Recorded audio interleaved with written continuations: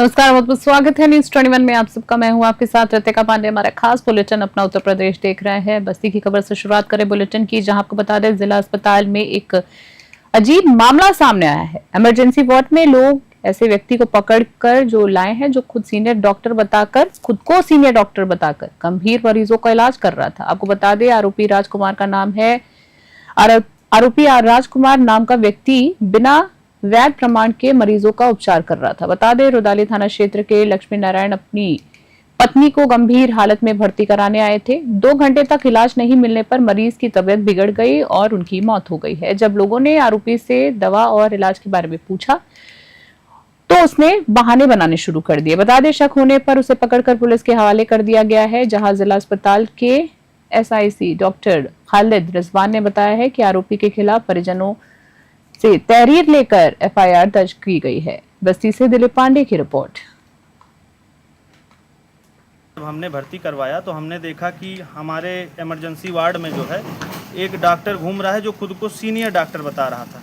तो वो कुछ मरीजों का जांच किया, कुछ मरीजों से जो है बातचीत किया, और जो वहाँ पे सीखने वाले बच्चे थे जो BSc नर्सिंग वाले रहते हैं उन लोगों से भी बातचीत करके कुछ मरीजों को दवा दिलवाया।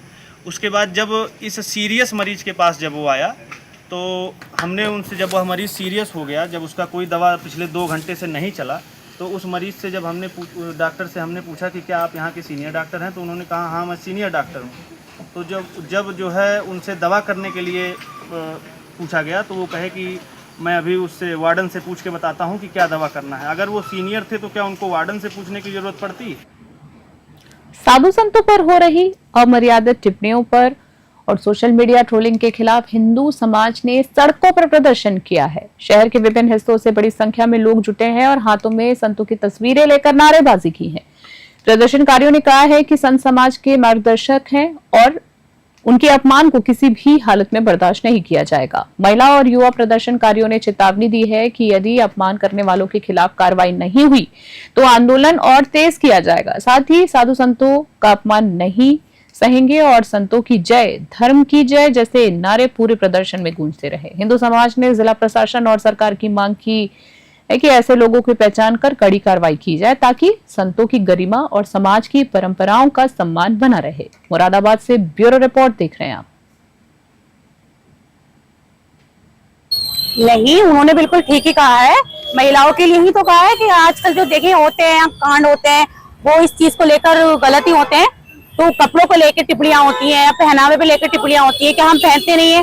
सलवार कमीज हो, जीन्स हो या फिर साड़ी हो, वो एक तरीके के कायदे के कपड़े हैं और अगर उन्होंने कहा है तो कुछ गलत तो कहा नहीं है। महिलाओं को इस पर विरोध तो नहीं करना चाहिए, महिलाओं के लिए ही बोला गया। तो मुझे लगता है कि ये गलत टिप्पणी नहीं है।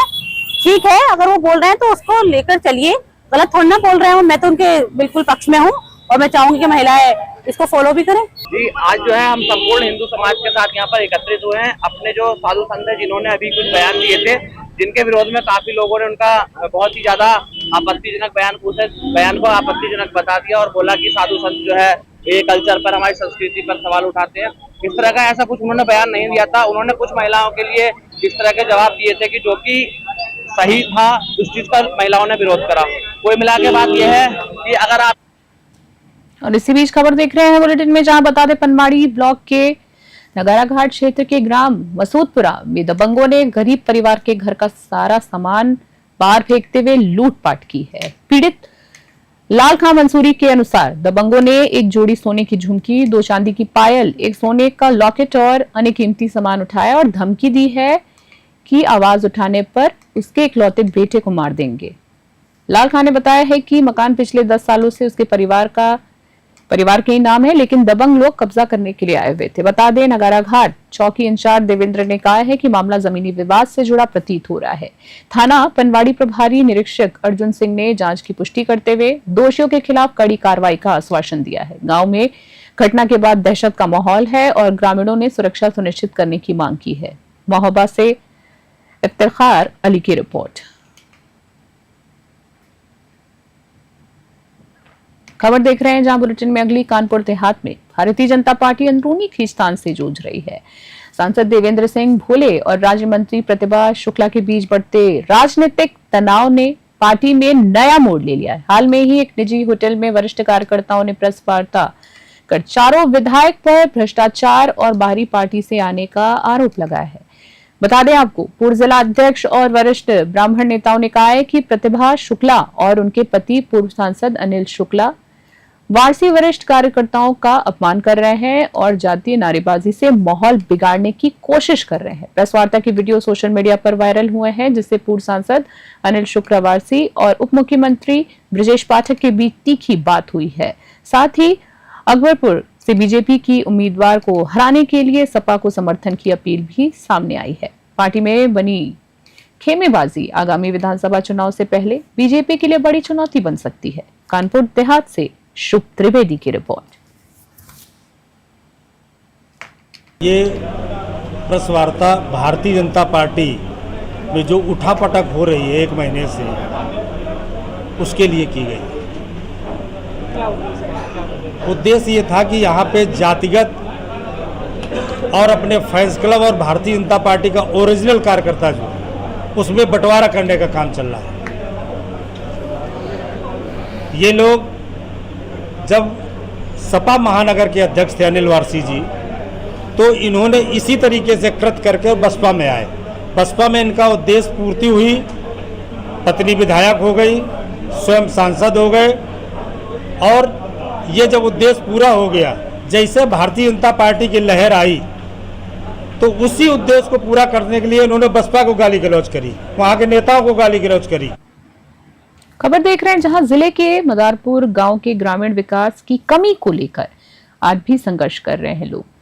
गांव की मुख्य सड़क ना होने के कारण बरसात में रास्ता दलदल में बदल जाता है, जिससे ग्रामीणों को गंभीर समस्याओं का सामना करना पड़ता है। समस्या को लेकर सैकड़ों ग्रामीण कलेक्ट्रेट पहुंचे हैं और नारेबाजी करते हुए ज्ञापन भी दिया है। उन्होंने अधिकारियों को दिखाने के लिए वीडियो बनाकर सोशल मीडिया में वायरल भी किया है, जिसमें दिखाया गया है कि बीमार व्यक्तियों को चारपाई में लेकर सड़क तक ले जाया जा रहा है। जी आपको बता दें, इसी बीच ग्रामीणों का यह भी कहना है कि सड़क ना होने से प्राथमिक विद्यालय के शिक्षक जो हैं देरी से पहुंचते हैं और गर्भवती महिलाओं या बीमारों को ले जाने वाली एम्बुलेंस गांव तक बिल्कुल भी नहीं पहुंच पाती है। उन्होंने जिलाधिकारी से मांग की है कि गांव में मुख्य सड़क जल्द से जल्द बनाई जाए, ताकि ग्रामीणों को सुरक्षित और सुविधाजनक मार्ग मिल सके। हमीरपुर से कुलदीप सिंह की रिपोर्ट देख रहे हैं आप।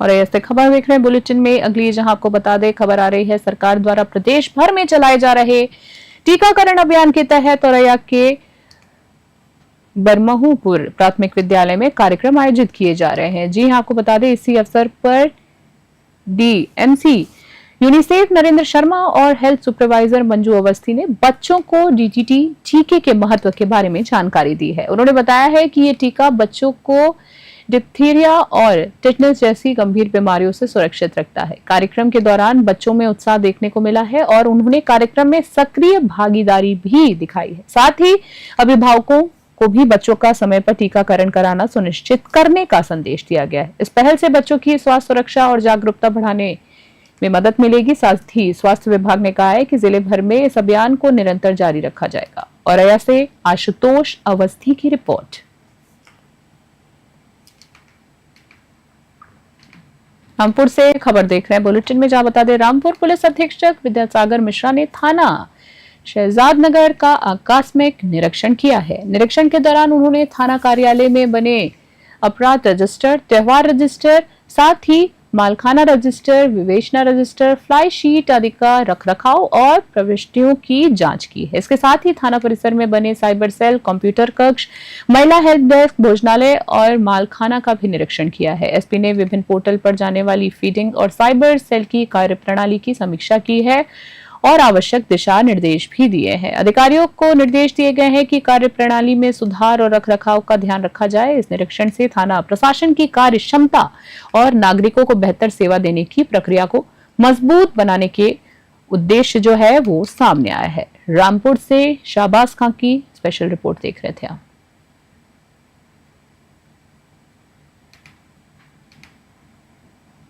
हरदोई से खबर देख रहे हैं बुलेटिन में, जहां बेलग्राम विधानसभा क्षेत्र के ग्राम कटरी, छिबरामऊ, कटरी, साथ ही परसोला, साथ ही चिड़जू पुरवा सहित आसपास के गांव में गंगा नदी के जलस्तर बढ़ने से उत्पन्न बाढ़ की स्थिति का स्थलीय निरीक्षण किया गया है। इस अवसर पर विधायक काशीश तिंगाशु, जिलाधिकारी अनुनय झा और पुलिस अधीक्षक नीरज कुमार जादौन भी मौजूद रहे हैं। निरीक्षण के दौरान प्रभावित ग्रामवासियों से संवाद स्थापित कर उनकी समस्याओं और आवश्यकताओं का जायजा लिया गया है। अधिकारियों को निर्देश दिए गए हैं कि ग्रामीणों को राशन और दैनिक जीवन की आवश्यक वस्तुओं की आपूर्ति में किसी भी प्रकार की कठिनाई न हो। इस निरीक्षण से राहत कार्यों की गति बढ़ाने और बाढ़ प्रभावित लोगों की सुरक्षा सुनिश्चित करने की प्रक्रिया को मजबूत बनाने की उम्मीद जताई जा रही है। हरदोई से प्रियांशु सोनी की रिपोर्ट।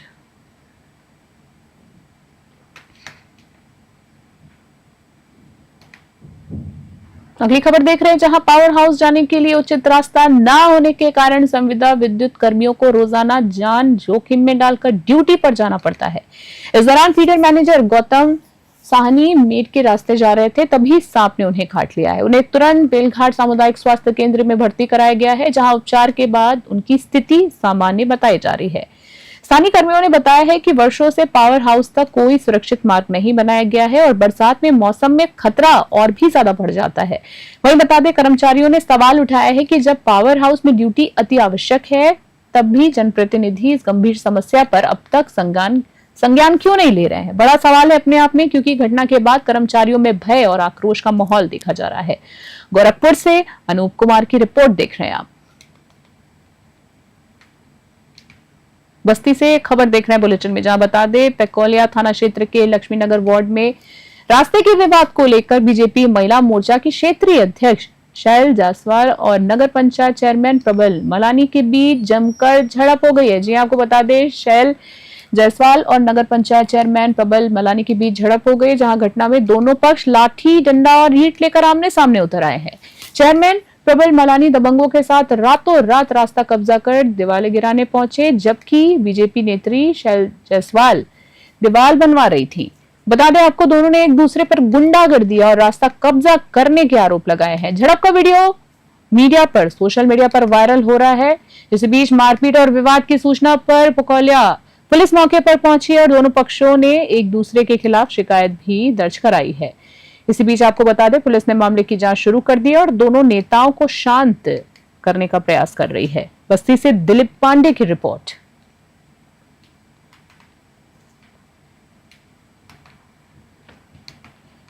बस्ती से खबर एक बार फिर से बुलेटिन में देख रहे हैं, जहां कोतवाली थाना क्षेत्र के डमरुआ बड़े वन में अज्ञात चोरों ने किराए के मकान में चोरी कर लाखों के जेवरात और नकदी पार कर लिए हैं और अपना हाथ साफ कर लिया। आपको बता दें, पीड़ित गया प्रसाद दुबे पिछले 6 वर्षों से मकान में रह रहे थे। वहीं अवधेश कुमार ने बताया है कि गांव आने के बाद मकान में चोरी की सूचना मिली। मकान का ताला टूटा हुआ और कमरे की हालत जो थी देखकर परिवार के होश उड़ गए हैं। आपको बता दें, चोरी की जानकारी मिलते ही कोतवाली पुलिस मौके पर पहुंची और मामले की जांच में जुट गई।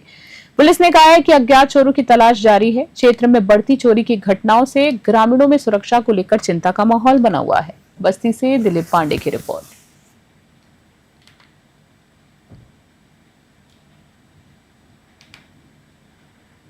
रुधौली नगर पंचायत के वलेश्वरी नगर वार्ड में संदिग्ध परिस्थितियों में होमगार्ड जवान दिलीप कुमार का शव मकान के अंदर साड़ी के फंदे से लटका हुआ मिला है। परिजनों ने बताया है कि दिलीप पिछले 2.5 वर्षों से लगातार एक ही स्थान पर ड्यूटी करने से मानसिक रूप से परेशान थे। ग्रामीणों के अनुसार यातायात ट्रेनिंग की जिम्मेदारियों के चलते भी जवान काफी तनाव में थे, तनाव बना हुआ था उन पर और घटना के दिन शाम को ड्यूटी से लौटने के बाद दिलीप ने ये खौफनाक कदम उठाया है। परिजनों ने तुरंत रुधौली पुलिस को सूचना दी है। पुलिस मौके पर पहुंची और शव को कब्जे में लेकर पोस्टमार्टम के लिए भेज दिया है। पुलिस ने कहा है कि शव के मिलने की परिस्थितियों की जांच की जा रही है और आत्महत्या के कारणों का पता लगाया जा रहा है। बस्ती से दिलीप पांडे की रिपोर्ट।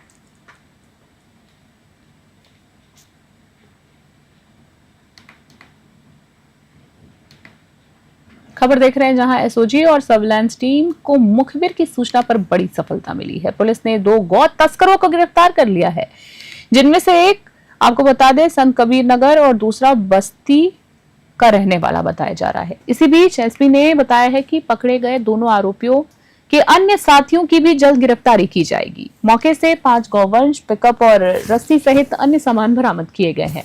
पुलिस ने मामले की सफलता का खुलासा पुलिस लाइन में किया और टीम के सदस्यों को प्रोत्साहन स्वरूप 25,000 रुपए का पुरस्कार देने की भी घोषणा की है। एसपी ने कहा है कि इस तरह की कार्रवाइयों से गौ तस्करी पर अंकुश लगाने में मदद मिलेगी और अपराधियों के मनोबल को भी कमजोर किया जाएगा। बस्ती से दिलीप पांडे की रिपोर्ट देख रहे हैं आप।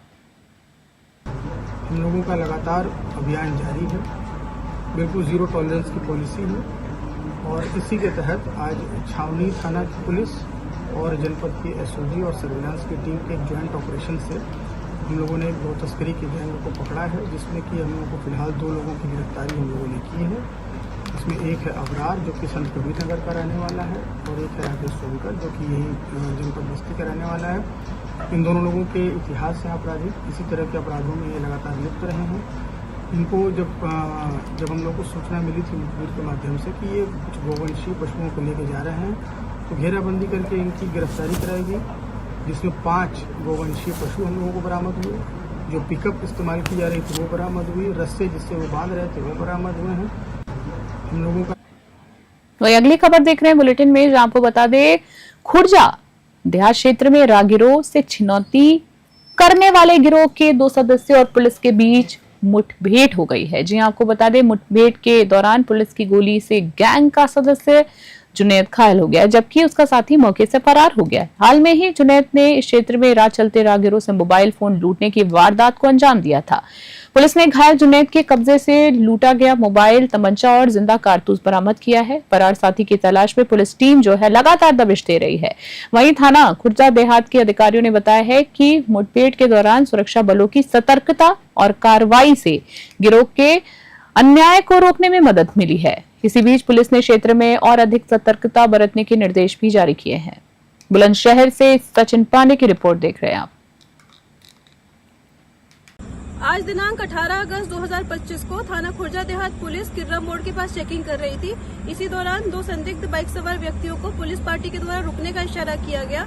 इस पर उक्त व्यक्तियों के द्वारा भागने का प्रयास किया गया एवं पुलिस पार्टी पर फायरिंग की गई। आत्मरक्षा जवाबी फायरिंग में एक बदमाश घायल हो गया है। इसकी पहचान जुनैद पुत्र जहीर निवासी कोतवाली नगर के रूप में हुई है एवं एक इसका अन्य साथी अरमान पुत्र सराजू भाग गया है, जिसके लिए पुलिस पार्टी कॉम्बिंग कर रही है।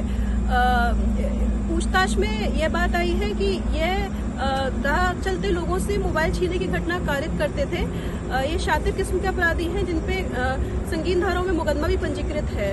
इनके पास से छीना गया मोबाइल, एक तमंचा, कुछ जिंदा एवं खोखा कारतूस एवं एक बाइक बरामद की गई है। घायल को उपचार हेतु सीएससी भेजा गया है। पुलिस के द्वारा अग्रिम विधिक कार्रवाई की जा रही है।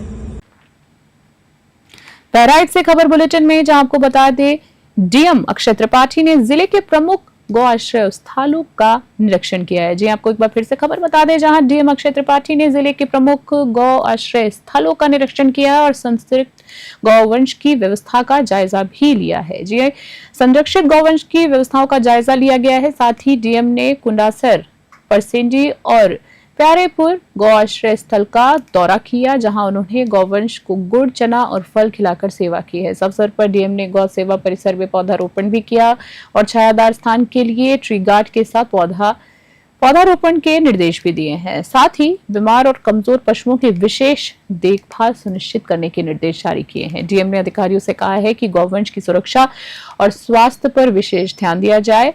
इस निरीक्षण के जरिए गौ आश्रय स्थलों में व्यवस्थाओं में सुधार और पशुओं के लिए बेहतर वातावरण बनाने की प्रक्रिया को गति मिलने की उम्मीद जताई जा रही है। बहराइच से राहुल वर्मा की रिपोर्ट।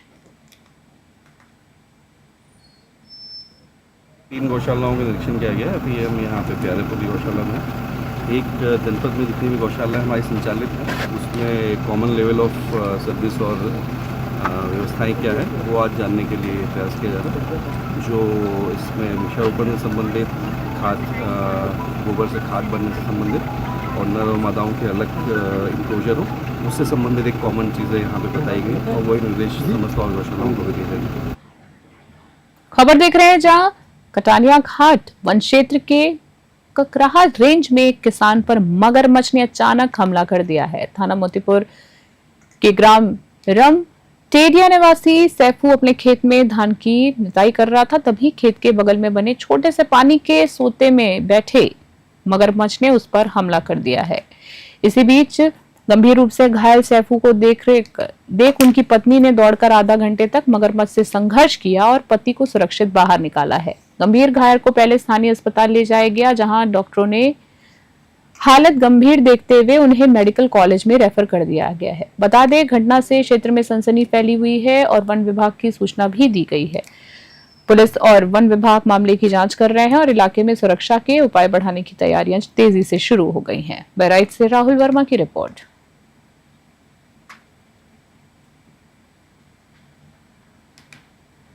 बुलंदशहर से खबर बुलेटिन में अगली, जहां बीबीनगर क्षेत्र के डरौली गांव में एक युवक की संदिग्ध परिस्थितियों में मौत का मामला सामने आया है।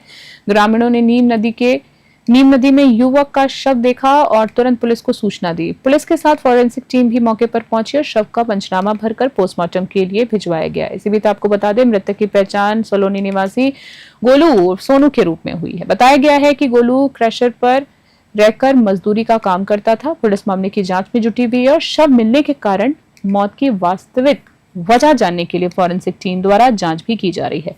ग्रामीणों में घटना को लेकर चिंता का माहौल बना हुआ है। साथ ही आपको बता दें, पुलिस ने आश्वासन दिया है कि जल्द ही जांच पूरी कर आरोपी की पहचान करवाई जाएगी। बुलंदशहर से शहरोज खान की रिपोर्ट।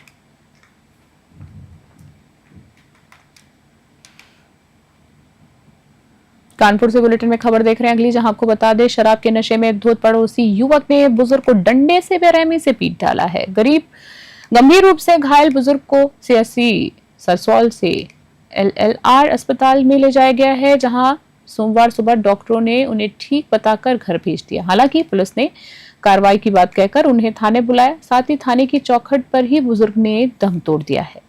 पुलिस ने आरोपी के खिलाफ मामला दर्ज कर 2 टीमों के साथ गिरफ्तारी के प्रयास शुरू कर दिए हैं। साथ ही एसीपी चकेरी अभिषेक पांडे और फॉरेंसिक टीम ने मौके पर पहुंचकर जांच शुरू की है। इसी बीच मौके से खून से सना हुआ टूटा हुआ डंडा बरामद किया गया है, जिसे फॉरेंसिक टीम ने जांच के लिए ले लिया है। मामले में पुलिस ने गंभीर कदम उठाने का भरोसा दिया है। कानपुर से विशाल सैनी की रिपोर्ट देख रहे हैं आप।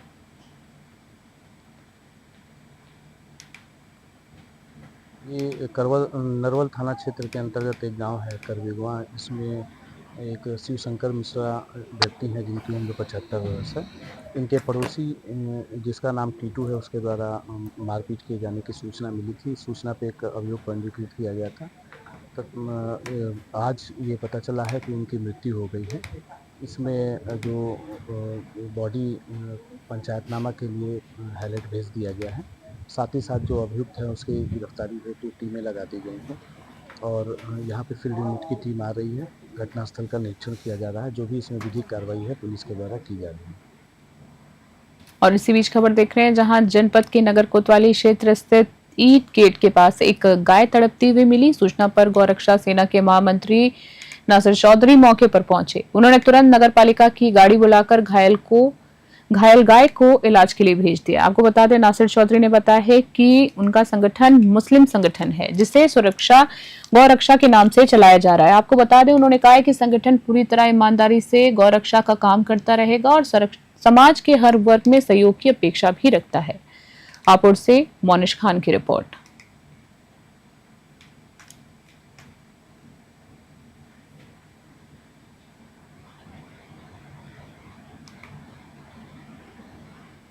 खबर देख रहे हैं, जहां बता दें, जनपद के थाना अलीगंज क्षेत्र स्थित हारून रशीद मेले में मुख्यमंत्री योगी आदित्यनाथ के स्पष्ट आदेशों की खुलेआम अवहेलना देखने को मिली है। मेले में चलते टांडा फैजाबाद मुख्य मार्ग की पूरी तरह से बंद कर दिया गया है, जिससे आवागमन पूरी तरीके से बाधित हो गया है। बता दें, सामुदायिक स्वास्थ्य केंद्र पर इलाज कराने आने वाले मरीजों को झेलनी पड़ रही है काफी सारी दिक्कत। वहीं मरीजों को दवा और इलाज के लिए अस्पताल तक पहुंचने से पहले ही रोक दिया जाता है, जिस कारण उन्हें भरी धूप में पैदल अस्पताल तक जाना पड़ रहा है। ये बता दें, हालत ये है कि मरीज इलाज से पहले ही थक कर बेहाल हो रहे हैं।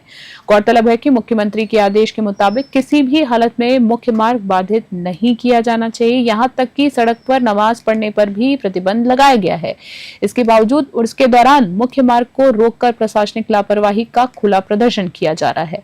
इस पूरे मामले पर जब संबंधित अधिकारियों से बातचीत करने की कोशिश की गई तो थाना अध्यक्ष अलीगंज का फोन नहीं उठाया। वहीं आपको बता दें, वहीं उप जिलाधिकारी टांडा कोर्ट में व्यस्त होने के कारण उपलब्ध नहीं हो पाए।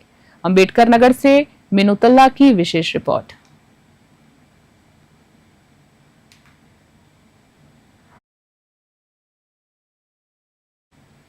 अभी के हमारे खास बुलेटिन में इतना ही। देखते रहें, बने रहें न्यूज़ 21। नमस्कार।